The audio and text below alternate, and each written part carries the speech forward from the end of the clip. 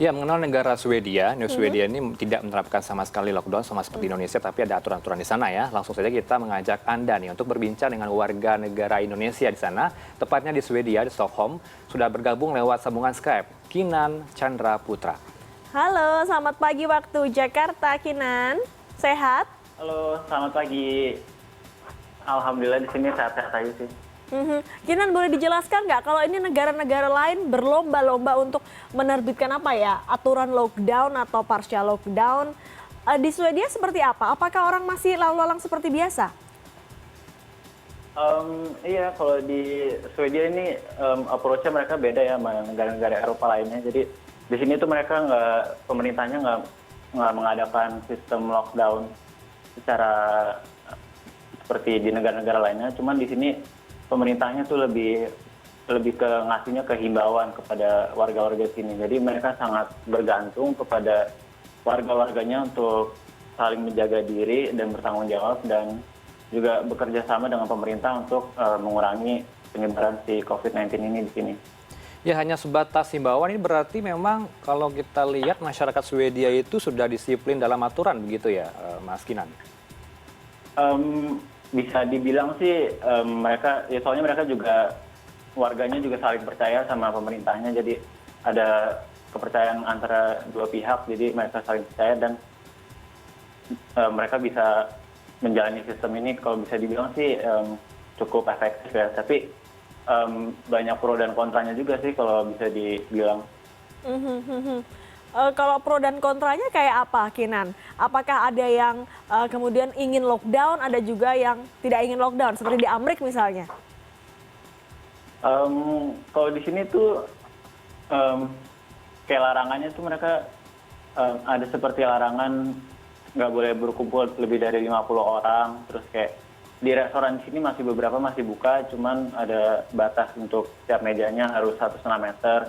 Dan kalau misalnya kita mau belanja bulanan juga di supermarketnya ada dikasih stiker buat jarak, aturan menjaga jarak kan. Jadi kalau dari pro dan kontranya sih, kalau pro-nya bisa dibilang pemerintah sini ingin coba mempertahankan ekonominya mungkin ya. Jadi beberapa bisnis dan kantor-kantor di sini tuh mereka masih berjalan dengan bisa dibilang normal. Cuman ada beberapa yang mungkin jam kerjanya jadi lebih sedikit, tapi bisa dibilang masih seperti pada biasanya.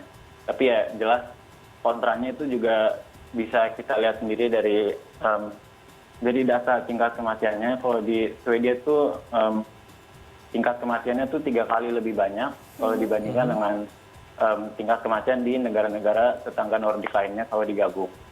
Jadi itu resikonya ya, akibatnya tingginya tingkat kematian. Berapa toko atau kantor masih buka, tapi bagaimana tempat ibadah dalam suasana Ramadan saat ini? Apakah masih diperbolehkan untuk tarawih ke masjid, Mas Kinan?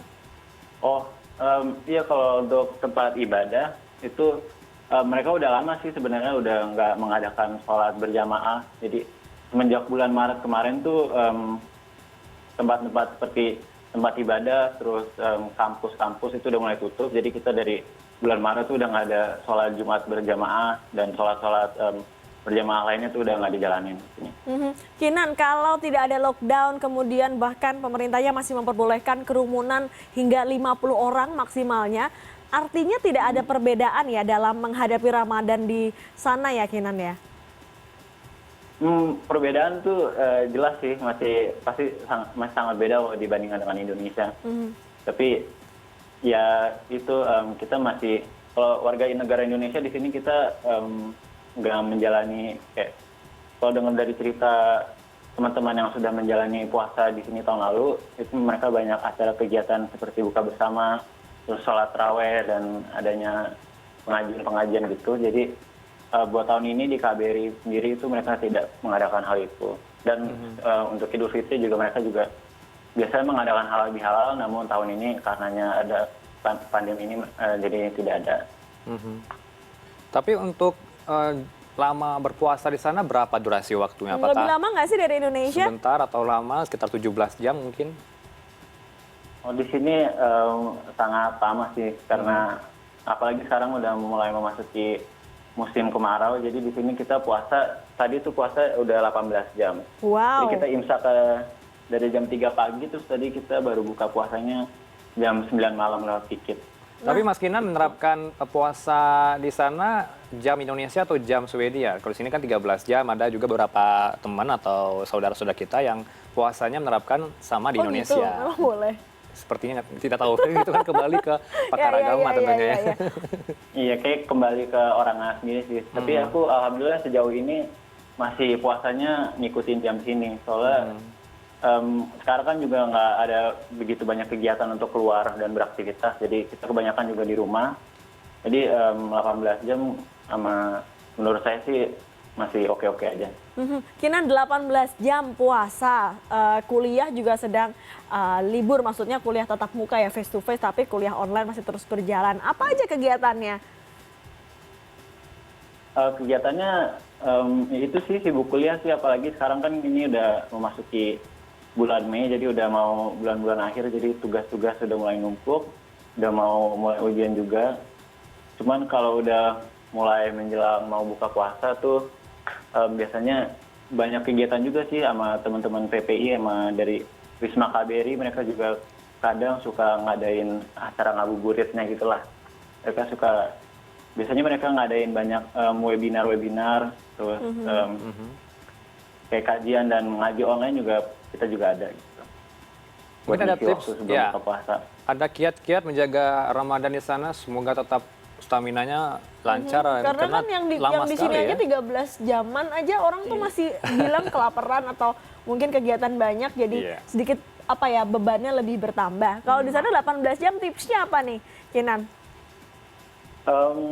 Yang penting sih tadi kita baru ada webinar tentang bagaimana cara memasak sehat dan buat buka puasa dan sahur untuk menghadapi puasa selama 18 jam. Jadi ya intinya kita harus tetap makan sayurannya, terus minum banyak air putih sama vitaminnya sih, dan masak sendiri ya? Juga di sini kan iya, masak sendiri. Apa aja menunya, penasaran deh kalau di Swedia. Toko Asia masih buka kan? Buka dong, untungnya masih buka. Jadi kita nyetok terus aku sih masaknya coba bikin menu yang ada di warteg biar suasana Ramadannya masih terasa lah bikin. Oh, menu warteg ya. Di sini orang masih lidah Indonesia ya, ini. masih lidah Indonesia. Di sini orang pengen makan western. Tapi orang di sana WNI di sana pengennya makan warteg apa aja, bikin ayam goreng gitu misalnya. Bikin sayur capcay gitu-gitu. Ih, enak banget. Macam-macam. Dia bisa nggak? Nggak bisa. Masak Lo mau capcay? belajar ya makinan, dia aja cowok bisa loh masak capcay. Saya nggak bisa masak capcay. Oke, makasih Kinan ya perbincangannya pada pagi hari ini. Semoga Anda selalu sehat di sana dan juga sekolahnya lancar. Terima kasih. Ya, seperti kata Kinan tadi, tetap makan sayur, vitamin, buah-buahan untuk menjaga stamina 18 jam puasa di sana.